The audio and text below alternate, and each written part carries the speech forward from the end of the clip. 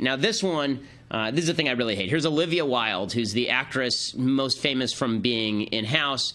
And here she is talking about why she is in favor of abortion. This is one of the more disgusting videos I've ever seen. This election cycle, I'm thinking a lot about reproductive rights. Everyone's right to plan when they want to have a family. And it's on my mind because I'm literally about to have a baby, like in a minute, to be able to decide exactly how. Okay, so she says that she's thinking about reproductive rights 1 minute from having a baby. This is about as perverse a notion as I could possibly imagine. That as you're about to have your child, you're thinking, boy, wouldn't it be great if I could still kill this thing? It's really imperative that I be able to still kill this thing. You know, here I am. Look how pregnant I am. There's a baby in here. This is my beautiful child. And I was thinking, maybe I should just kill it. You know, it's really important that women be able to kill it anytime they please. She continues along these lines, not, of course, understanding really what she's saying on a moral level. How and when and why and where I want to have a baby. And I believe that is a basic human right. I care about reproductive rights. What do you care about? If you care about your future, vote for it. Okay, what I care about is not killing babies. And this is going to be mildly graphic, but this is important because I'm sick of the euphemisms, okay? It's not aborting a fetus. It's not getting rid of a ball of tissue. Okay, what I'm about to show you right now is a picture of a baby. Okay, this is a baby it was a picture of a baby that was aborted by Kermit Gosnell. Okay, this is the Gosnell was somebody who was not covered by the media in any way, shape, or form. He was the most prolific serial killer probably in American history, and this was a baby girl aborted by Kermit Gosnell. And the only question was whether it was legal for him to kill this baby or not. And the only question there was how old was the baby, and was the abortion done inside the womb or outside the womb? Okay, so this baby, I believe, was after the 24-week cutoff, but not by much. So this baby is, let's see how old this baby is. This is a case where an abortion went awry. She went to a hospital, and the baby ended up dying at the hospital. By 24 weeks, most babies born prematurely will survive. This is a late-term abortion, okay? This is what her baby looks like in the womb. We can see that picture again. That's what that baby looks like. This is a less graphic picture of what an abortion looks like, okay? A more graphic picture of what abortion looks like involves the snipping off of the crushing of the skull, the sucking out of the brains. It involves, and these are fully formed children. These are fully formed children. I have 2 beautiful children. The idea that you get to murder a kid.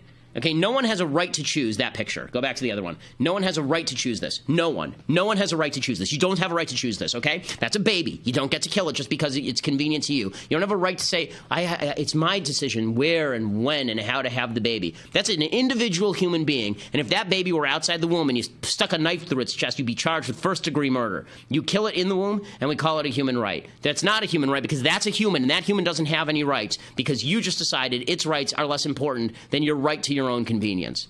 Despicable. And so we're now going to play a game with the left. Let's play a little game with the left. The game goes like this, okay? Show the other image. The game goes like this. At which point should you be able to kill this baby? Okay, we're going to play a game called When Should You Be Able to Kill This Baby? Because I've been told by people like Hillary Clinton that you're able to kill this baby all the way up to the very end, right? 32 to 30 weeks. Right? And that's when the baby is fully formed. It can be born alive. It is a fully formed human being. I've watched 2 of them come out of my wife. These are human beings. These are not balls of tissue. These are not clusters of cells. And I'm sick of being told that it's just an abortion. I don't like the euphemisms. It's not a termination of a pregnancy. It's a termination of a human life. Okay, it's a murder of a human being when you're talking about these babies and this idea that you get to choose that. Look, you got to choose a lot of things in life. You don't get to choose another human being's death. That's not something you get to choose. So when is it okay to kill this? When is it okay to kill this? Is it okay to kill this thing at week 14 when the heart is pumping several quarts of blood through the body every day? How about week 15 when the baby has an adult's taste buds? How about month 4 when the bone marrow is beginning to form? How about that? Or how about weeks 9 and 10 when the baby's teeth are already beginning to form? Its fingernails are already beginning to develop. We're talking about 2 months old, right? The baby can turn the head and frown. The baby can hiccup. Is that okay to kill? How about week 4? By the end of the week 4, the kid is already 10,000 times larger than the fertilized eggs was. There's already the beginnings of eyes and legs and hands. There are already brain waves detectable. Mouth and lips are present. Fingernails are forming. How about week 3? By the end of the 3rd week, the kid's backbone and spinal column and nervous system are forming. The liver and kidneys and intestines are beginning to take shape.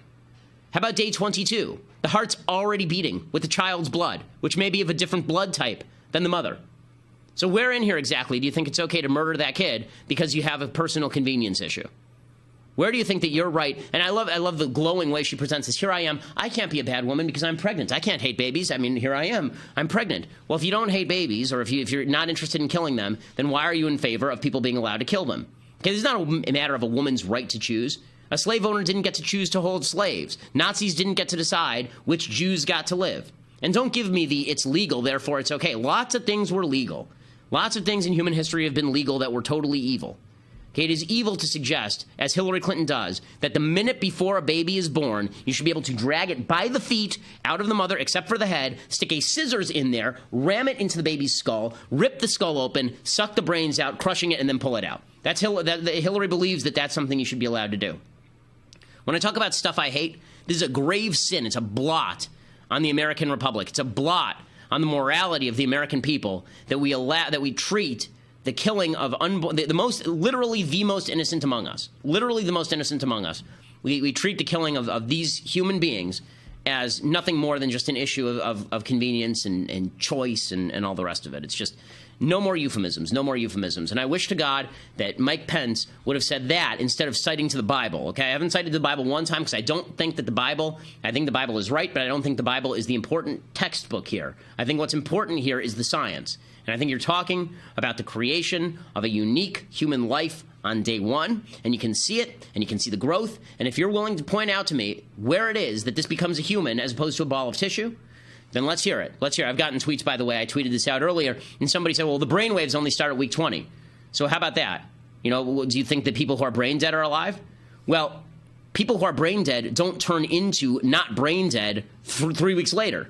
Would you kill somebody in a coma because they're brain dead, but you know they're not going to be brain dead in 4 weeks, in 10 weeks? Would you do that? Would you pull the plug on them, knowing for a full-on fact that if you just wait a few weeks, that person's going to be fully functional again? Would you do that? And it's just it's truly incredible to me the way that we can blind ourselves to this. I remember when I was at the 2012 DNC, and I went to, you know, it was in Charlotte, and I walked past an exhibit. And it was a picture. It was the anti-abortion crowd, the pro-life crowd, and they were out there with these pictures of aborted babies. And I walked past, and I thought what most people from big cities thought. I thought, wow, how gauche, how gauche. I mean, those are ugly pictures. Should I really have to look at that in the public square? That's really ugly. And then I realized that that's probably how people treated pictures of slavery back in the 1850s. That's probably how people treated pictures of the Holocaust back in the 1940s. The bottom line is, if it's that ugly, maybe you should do something about it instead of whining about how ugly it is. And it's not a matter of personal choice. Okay, I have a stake in whether my neighbor gets murdered, and I have a stake in whether my neighbor's baby gets murdered too.